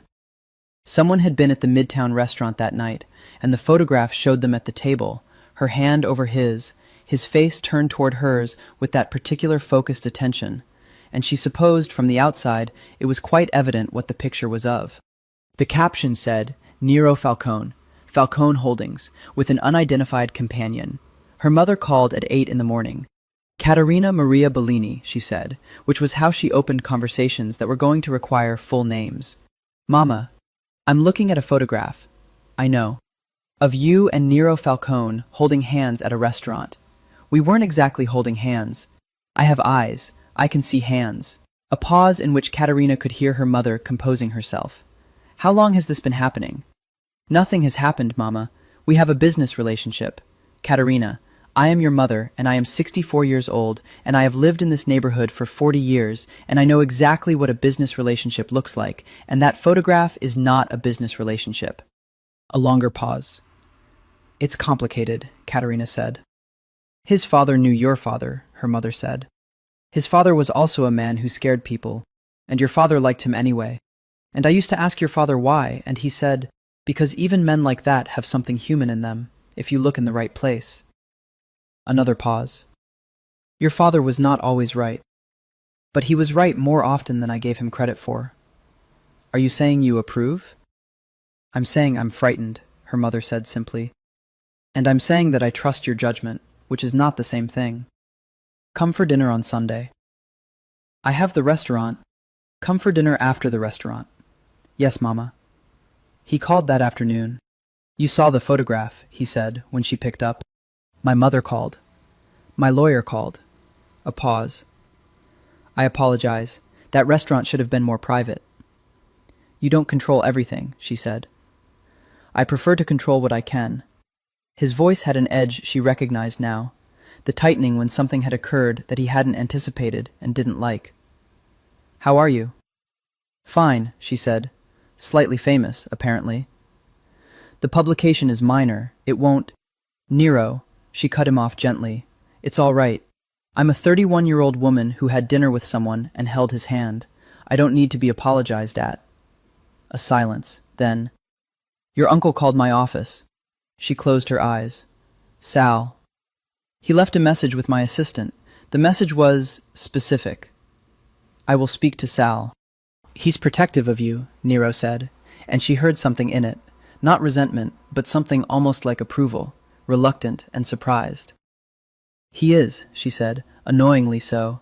What did the message say? That if I was using you to get access to the restaurant and the neighborhood, he would make his feelings known. A pause. His phrasing was more colorful. I'm sorry. Don't be. He was quiet for a moment. He's right to ask the question. She was still. And the answer? The answer, he said slowly, is that I bought the building before I met you. The restaurant was a calculation, And then I ate your father's Sunday gravy and sat in that room, and things stopped being a calculation and became something else. What's something else? The thing that has me calling you the afternoon after a photograph appears, instead of telling my lawyer to manage it and moving on, he said. That's something else. She sat with that. Come to Sunday dinner at my mother's, she said. A silence so complete she could hear him breathing. You're inviting me to meet your mother, he said. She's making Sunday dinner. I'll be there after service. You should come. Another silence. Katerina, you said you wanted things between us that I know about. I want things between us that she knows about. She paused. Also, she's going to find a way to meet you regardless, and if I control the circumstances, it will be less traumatic for everyone involved. A quiet sound that was, she was fairly certain, him suppressing a laugh. What time? 8 o'clock. Don't bring anything. She'll have already made everything, and bringing something implies you think it isn't enough, and she will be offended. Noted, he said. 8 o'clock. She hung up and thought about her father, who had looked at men who scared people and found something human in them if he looked in the right place. She was looking. What she found continued to surprise her. Rosa Bellini lived 3 blocks from the restaurant, in the same apartment she'd shared with Domenico for 28 years, which she had not changed in any material way since his death, except to add a second lock to the front door, which she'd been meaning to do for years, and finally had the authority to decide on herself. She was 64 and looked 55, with the dark eyes and strong opinions of a companion woman who had built her life in a foreign city with the same combination of charm and stubbornness that her daughter had inherited. She cooked the way she breathed, constantly, without planning it, the apartment always smelling of something. She had opinions about everyone's business and expressed them directly, and she had loved her husband with a completeness that Katerina sometimes found painful to observe, because it set a standard. Nero Falcone arrived at Rosa Bellini's apartment at 8:02 p.m. on a Sunday in December, with nothing in his hands, because Katerina had told him not to bring anything. He had apparently considered and rejected the option of flowers, which was the right call. He was wearing a dark jacket over a black sweater, which was the most casual Katerina had seen him in company, and there was something in the slight adjustment of his posture when Rosa opened the door that she recognized. The recalibration of a man encountering something he doesn't have a protocol for. Rosa looked at him for 5 full seconds. Then she opened the door wider. "Come in," she said. "You're thin." He blinked. You're not eating enough. Sit down." Katerina, from behind him, made a sound that she disguised as a cough. Rosa fed him. This was the primary and non-negotiable mode of Rosa Bellini's hospitality. She expressed everything through food, approval and love, and territorial marking and assessment. She had made the braised lamb that had been her Sunday second course for 30 years, and the roasted potatoes, and the good bread from the bakery on Elizabeth Street, and the almond cake that was her mother's recipe from Positano. She fed him and she watched him, and Nero Falcone ate with the same focused attention he brought to everything, and said, "This is remarkable about the lamb," and meant it, and Rosa's expression shifted in a way that Katerina recognized as the first stage of acceptance. "Your family is from Salerno," Rosa said. It wasn't a question. "My grandmother was from Salerno. My father was born here." "And your grandmother cooked?" "Everything," he said. "Every Sunday." Rosa looked at him with her dark eyes. "My husband was from Salerno," she said. "He came here with nothing, and he built a restaurant and he fed this neighborhood for 30 years. She paused. "My daughter is continuing that. I want to know what your intentions are toward that." Katerina set her fork down. "Mama, I'm talking to him, not you." Nero met Rosa's eyes steadily. "I have signed a 10-year lease with favorable terms that ensures Bellini's remains in operation in a renovated space. I have designed the renovation to preserve the character of the restaurant while improving its capacity and function." He paused. "I am also, separately, hoping to be welcome at your daughter's table for reasons that aren't business." Rosa looked at him for a long moment. She poured more wine into his glass without asking. "My husband would have had things to say to you about the way you do business," she said. "I imagine he would," Nero said, without flinching. He also would have said that a man who comes to someone's table and eats what is offered and says, "This is remarkable," and means it, that man has something good in him. She looked at her wine glass. Domenico believed that. "With respect," Nero said quietly, "it's true." A silence. Rosa looked at Caterina. Something moved between them, the particular wordless communication of mothers and daughters who have known each other for 31 years. Then Rosa said, "There is more lamb. You will have more lamb." He had more lamb. They walked back to the restaurant afterward. Caterina needed to check on the closing, a Sunday habit she'd never been able to break. And the night was cold and clear, the December air sharp enough to see your breath. He walked beside her without the distance that had characterized the earlier weeks, close enough that his arm occasionally brushed hers.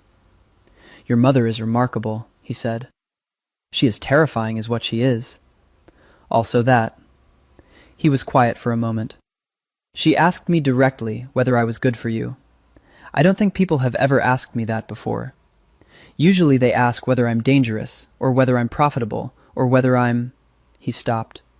"But that's not the same question." "No," Caterina said. "What did you tell her?" "I told her I intended to be." She looked at him. He was looking straight ahead, at the street in front of them, but she could see the set of his jaw, the particular quality of determination that was so much a part of him. "That's a good answer," she said. "It's an honest one." He turned to look at her. "I'm not going to make you promises I'm not certain I can keep. I've watched people do that and seen what it costs." He paused. "What I can promise is what I intend."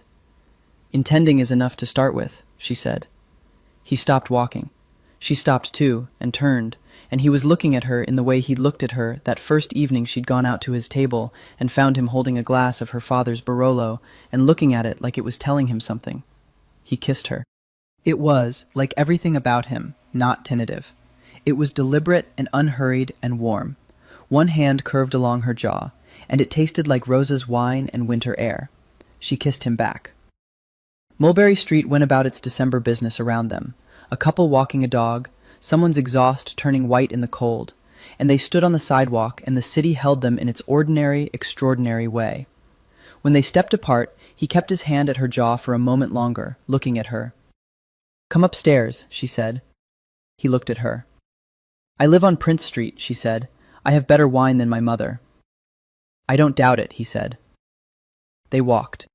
He had a way of taking up a room that she had thought would feel overwhelming in her apartment, the place that was entirely hers, the small rooms on the third floor of the Prince Street building, with its particular arrangement of books and plants and the cluttered kitchen and the photograph of her father on the windowsill. It didn't feel overwhelming. He moved through it with the same consideration he moved through everything, looking at things without touching them, reading the room the way he read everything, the books on the shelves, the dishes she had from her grandmother, the way she had arranged the kitchen.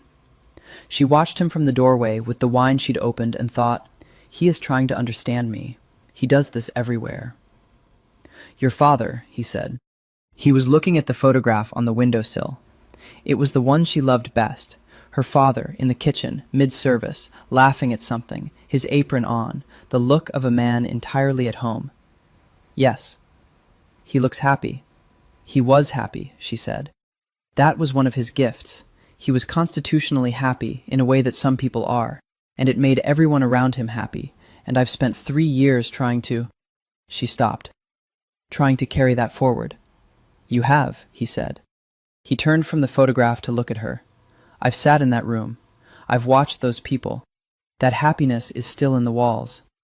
She handed him the wine. They sat on the small sofa.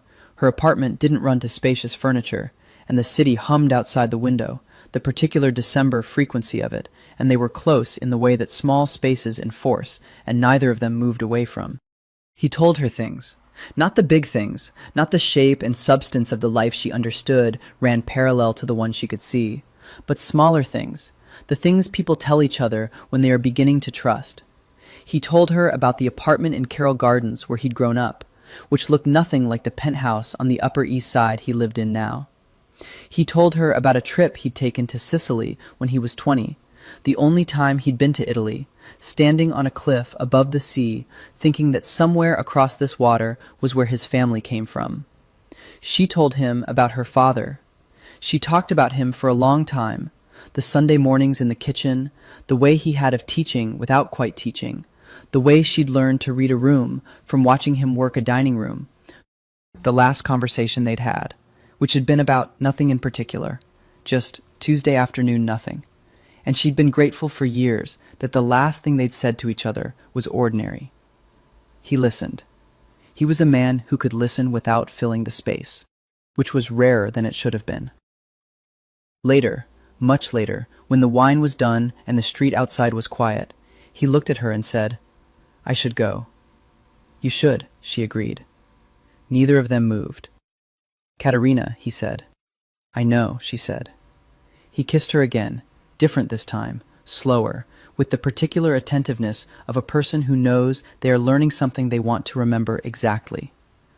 When he left, she sat in the quiet of her apartment for a long time before sleeping, holding the feeling of the evening carefully, like something fragile. December built around them.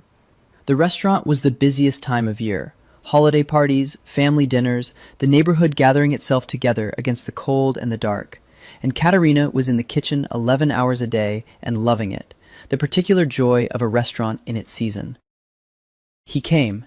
Not every day. He had a life, a complicated one, and there were stretches of days when she didn't see him and heard from him only in brief messages, sometimes just a single sentence at odd hours that she began to look forward to with an embarrassing consistency. "The branzino tonight reminded me of yours. The architect sent the revised drawings. The kitchen is exactly right. Are you awake?" That last one, at 1 a.m.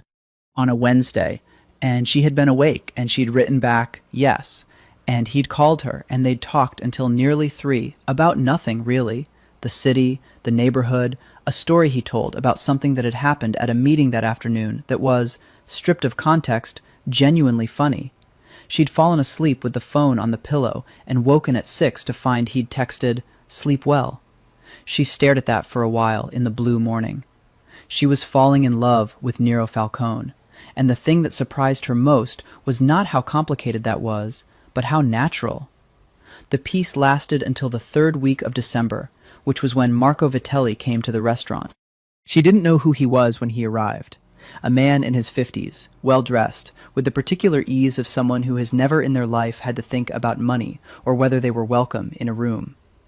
He came in without a reservation, asked for a table, was told there were none available, and then asked for the owner.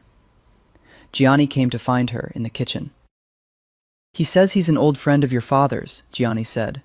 His voice was neutral in the particular way it got when he was concerned but didn't want to show it. She came out. Marco Vitelli stood at the bar with the easy patience of someone accustomed to being waited for. He smiled when he saw her, a warm smile, the practiced warmth of someone who has used charm as a tool for a very long time. "Katerina Bellini," he said. "The last time I saw you, you were about 12 years old, doing homework at the corner table." She looked at him. The name arrived in her memory. Vitelli. Her father had mentioned him occasionally, not warmly, but with the neutral tone he used for people he had complicated feelings about. Old money, old connections. "Mr. Vitelli," she said. "Please, Marco." He gestured around the restaurant. "Beautiful place. Your father would be so proud." "Thank you. What can I do for you?" He accepted her briskness without offense. "I heard you've been having some interesting conversations about the building, about the lease." She looked at him steadily. "Where did you hear that?" "Little Italy is a small neighborhood, even now." He smiled. "I also have friends in common with the Riva family." There it was. "You have a seat at the bar if you'd like a drink," she said. "The tables are full." "I don't need a table. I need 5 minutes." He leaned slightly toward her, lowering his voice. "The Rivas are serious about this block. They have a competing offer for the Falcone building that is significantly above market. If that offer closes, and it may, your 10-year lease is worth the paper it's printed on, no more." "Falcone Holdings owns the building," she said. "Falcone Holdings is under legal scrutiny regarding the acquisition. You may have heard." He said it with the smoothness of someone delivering information they know is a weapon. If the acquisition is successfully challenged, the building reverts to a disputed status and your lease becomes complicated. She held his gaze. Why are you telling me this? Because I'm in a position to facilitate an agreement with the Rivas that includes a long-term lease for Bellini's at terms very similar to what Falcone offered. The restaurant stays. The gravy continues. He smiled. And you extract yourself from a relationship with a man who, with respect, brings problems wherever he goes. She was quiet. The dining room was full and warm around them, and she could hear Marco in the kitchen and Gianni doing the table check, and the sound of a table laughing at something.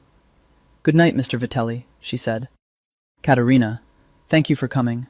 The bar is available if you'd like a drink before you leave." She turned. "Gianni will take care of you." She went back to the kitchen. She called Nero at 11 that night, after service, sitting in the closed restaurant with a glass of wine and the receipts she'd been too distracted to finish. He answered immediately. "What's wrong?" She'd barely said his name. "Marco Vitelli came to the restaurant tonight," she said. A silence. Then, very carefully, "What did he say?" She told him. Everything, precisely, in order. He listened without interrupting. When she finished, there was a silence that had a particular quality, not emptiness, but the quality of a room where a decision is being made.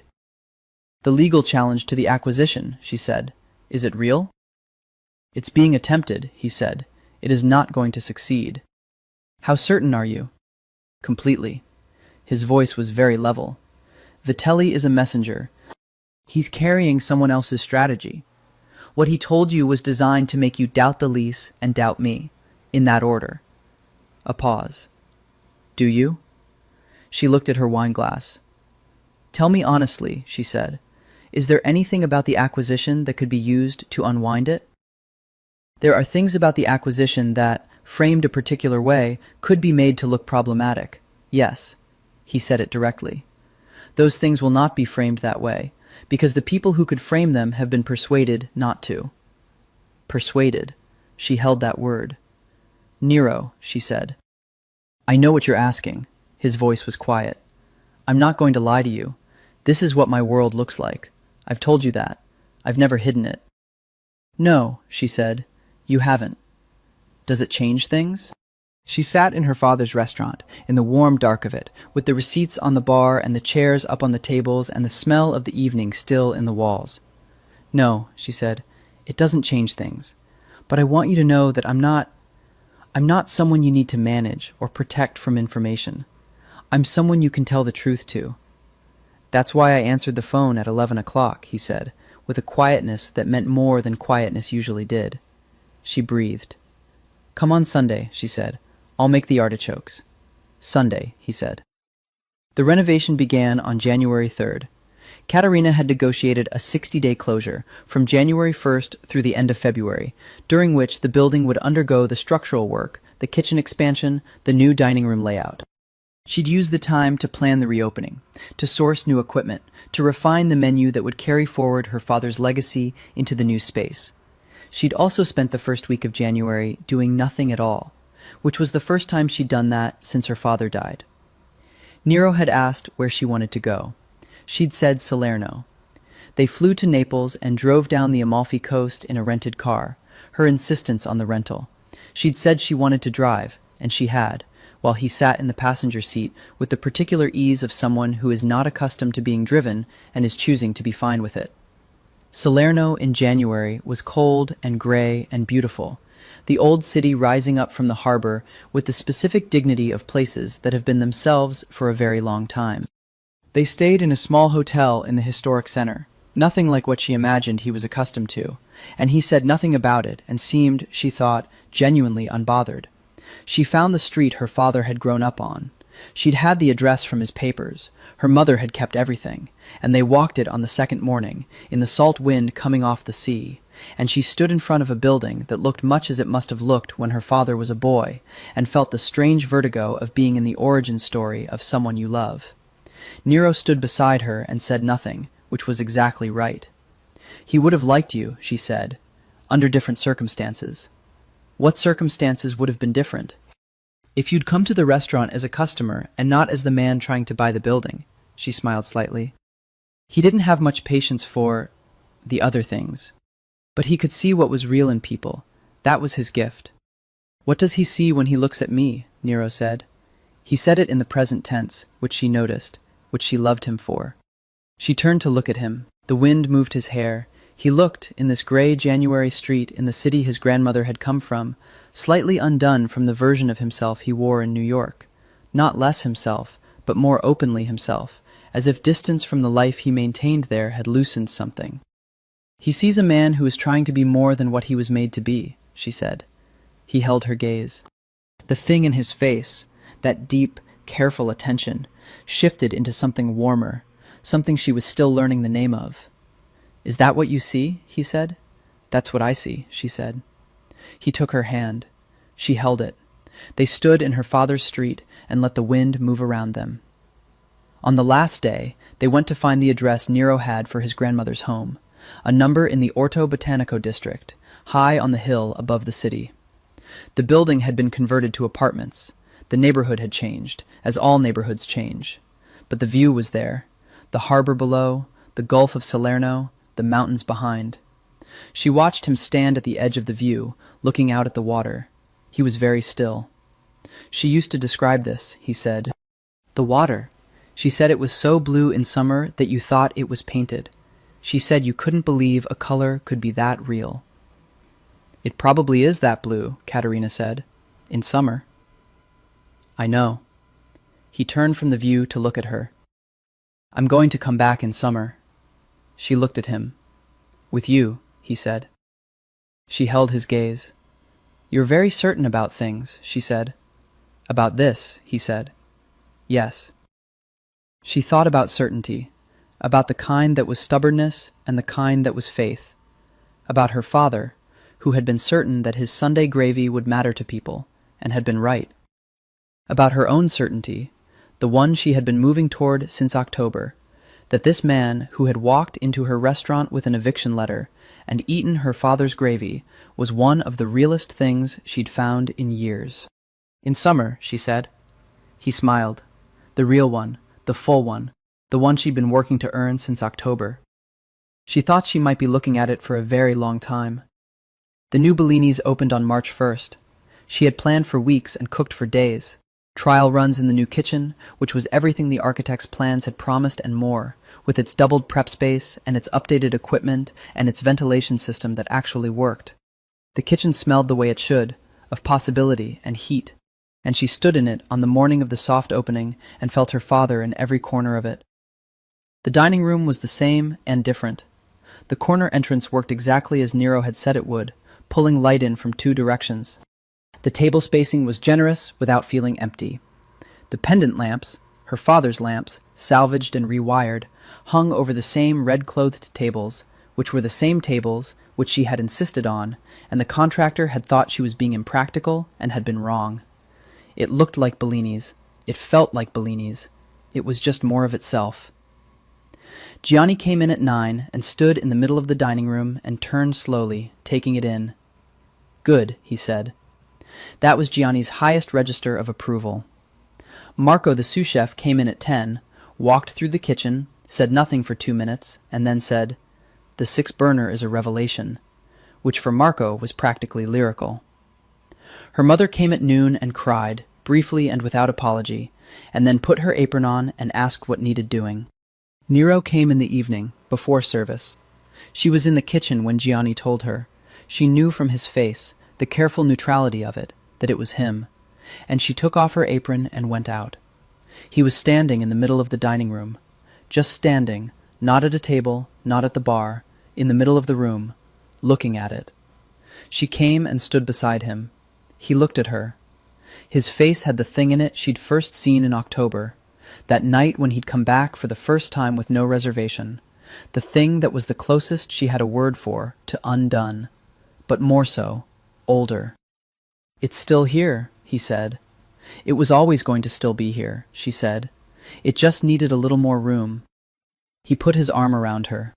There it was, Not calculated, not careful, just his arm around her shoulders, pulling her against his side in the specific way of people who have crossed some threshold past which performance isn't necessary. Your father would approve, he said. He would have things to say about the pendant lamp placement, she said. He always said slightly to the left. She looked up. But yes, he would approve. Gianni was watching from the edge of the dining room with an expression that, for once, was not neutral at all. She pretended not to see. The opening service was full, completely, impossibly full, with a waiting list and a line at the door that Gianni managed with his particular combination of warmth and ironclad structure. Every table turned twice. The kitchen ran smoothly, in the way that well-designed kitchens run. Not without pressure, but with competent pressure, the kind that makes good food rather than frantic food. She sent the Sunday gravy. She sent the bruschetta with the winter tomatoes. She sent the carbonara and the branzino and the stuffed artichokes, and Marco's cacio e pepe, which had become the dish people talked about when they talked about Bellinis. Old Mr. Giannotti was at his table by the window. He had dressed up, a jacket and tie she hadn't seen before, somewhat grand for the occasion, which moved her considerably. When she came out to greet him at the end of service, he took her hands in both of his and looked at her with the clear eyes of an old man who has seen many things. "Your father," he said. "Yes," she said. "He would be so pleased." She squeezed his hands. "I know he would." When she looked up, Nero was at the bar, watching her. He raised his glass slightly. Not a toast, just an acknowledgement. She held his gaze. This, she thought, this is what endures. Spring came to Little Italy in the particular way it always did, not with fanfare, but with increments, the light lasting longer each day, the street vendors reappearing, the particular quality of the air shifting from the closed-in cold of winter to something opening. The restaurant found its rhythm in the new space. The Sunday gravy was the anchor it had always been. The kitchen worked the way a good kitchen works, with the quality of a well-made thing, the components fitting together without strain. She and Nero found their rhythm too. He came on Sunday mornings still, for the gravy. He was good at it now, genuinely good. Not as good as she was, but that was years away, and she told him so, and he received this assessment with a characteristic lack of defensiveness, and said, "Then I'll keep coming on Sundays." And she'd said, "Yes, you will." He came on other evenings too. He came to the restaurant and sat at the bar or at table 7 and ate and watched the room with the proprietary warmth of someone who has come to understand why a place matters. He came to her apartment and learned the particular vocabulary of it, where the good wine glasses were, which window let in the best morning light, how she liked her coffee. She came, sometimes, to his penthouse on the Upper East Side, which was everything she expected it to be. Spare, deliberate, the architecture earning its space, a view of the park that was genuinely extraordinary. She noted the books on the shelves, which were not decorative, and the way the kitchen had been designed by someone who understood cooking, and the single photograph in the living room, which was old and slightly faded, and showed a woman she recognized from other photographs she'd seen, his grandmother, in front of a harbor that might be Salerno, squinting into the sun, laughing. She didn't comment on it. She didn't need to. The Riva situation resolved in the way such things resolve when the people behind them decide the cost exceeds the return. She didn't ask for details. She knew they had been persuaded to redirect their attention, and she knew what persuasion in Nero's world looked like, and she held that knowledge in the same compartment where she held everything else she'd decided to know and accept and not build her life around interrogating. Sal came around. It took 2 months and a Sunday dinner at her mother's, at which Nero showed up with a bottle of wine he'd been told not to bring.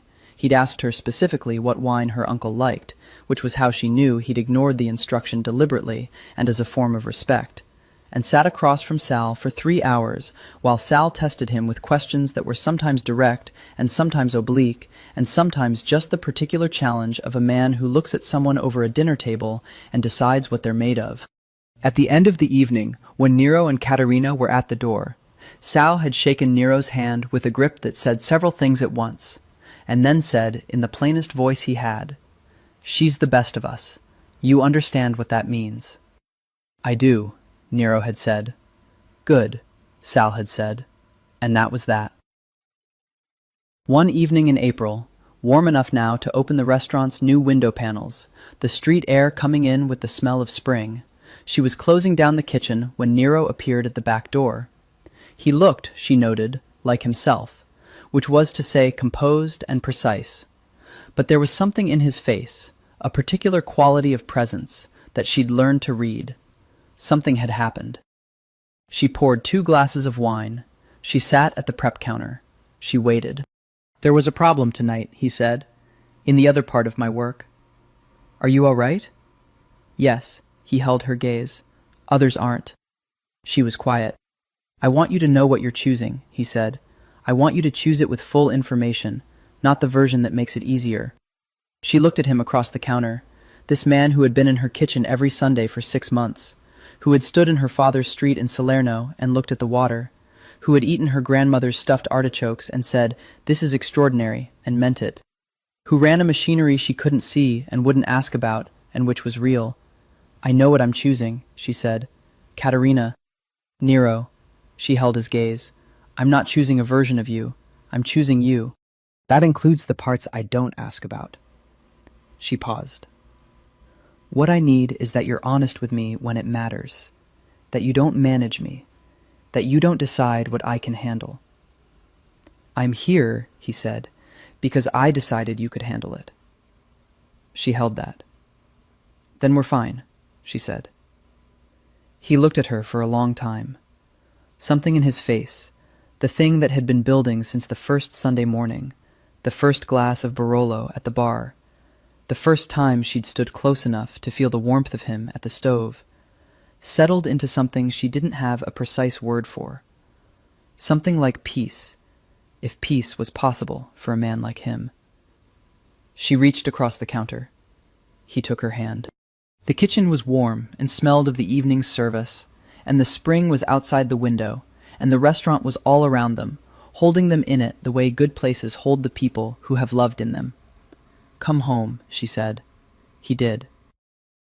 The feast of San Gennaro came around again in September, and Mulberry Street became itself in the way it always became itself for those days. The lights strung between buildings, the tables in the street, the smell of zeppole, the particular sound of the neighborhood gathered around its own celebration.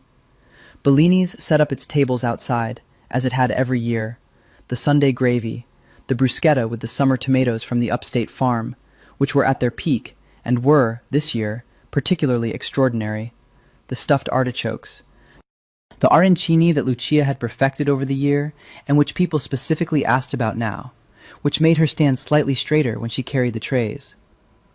Old Mr. Gennady was at his outside table in the September evening light, with his family around him, his daughter, his grandchildren, the generational gathering that the feast always produced. He was eating the Sunday gravy with the focused pleasure of a man who still, after all these years, takes the things that are good seriously. Katerina moved between the tables in the kitchen with the ease of someone who knows exactly where they are and exactly what they're doing. The new kitchen behind her, the old lamps above her, the street alive in front of her. She caught Gianni's eye across the dining room, and he gave her the look that meant service is perfect. And she gave him the look that meant, I know. Her mother was there, at a table with Sal and his wife and 2 of Sal's children, who were in their 20s and had come because they always came. Rosa was in the middle of a story that had everyone at the table leaning forward, which was Rosa's natural state. Nero arrived at 7. He came from the direction of Spring Street. She saw him from across the street, moving through the feast crowd with the contained ease of someone who has learned to move through crowds without pushing. And he was carrying 2 bottles of wine, which she was reasonably certain she had not told him to bring, which meant he had asked her mother, who had apparently told him what to bring, which meant there had been a conversation between Nero and her mother that she did not know about. She was going to be fine with this. He found her at the service table and set the wine down and looked at her the way he always looked at her, the full attention look, the one that still, after 8 months, made her aware of herself in a way that was not uncomfortable, but was definite. "You told her not to tell me," she said. "I didn't tell her not to tell you," he said. "I simply didn't tell her to tell you." "That's a distinction without a difference." "It's a distinction that saved me the argument." His mouth curved. She took the wine. She looked at the label, which was significant. A Taurasi from a small producer in Campania that she happened to know very well, because it was the wine her father had always ordered for special occasions, and it was not a wine you found easily. "Where did you find this?" she said. "I asked your Uncle Sal. He said it with the particular neutrality of someone who is pleased with a solution and choosing not to make too much of it." She looked at him, at this man who had found her father's wine, and asked her uncle, who had once left a specific message at his office, and who now stood in the middle of the feast of San Gennaro, in a neighborhood that was, in every way that mattered, also now his. "Come," she said. She handed the wine to Gianni, who took it with the expression of someone who is cataloging a development, and she took Nero's hand and pulled him toward the music. The trio was playing the same slow song they'd been playing for 30 years, the same song they'd played last November when she'd asked him to dance in the street. The couples were gathering in the space in front of the musicians, moving in the easy way of people who have done this before, who know how to hold on to something without gripping. He didn't wait for her to ask. He took her hand, his other hand settled at her waist, and they moved into the music. It was different from last November. The same song, but everything different.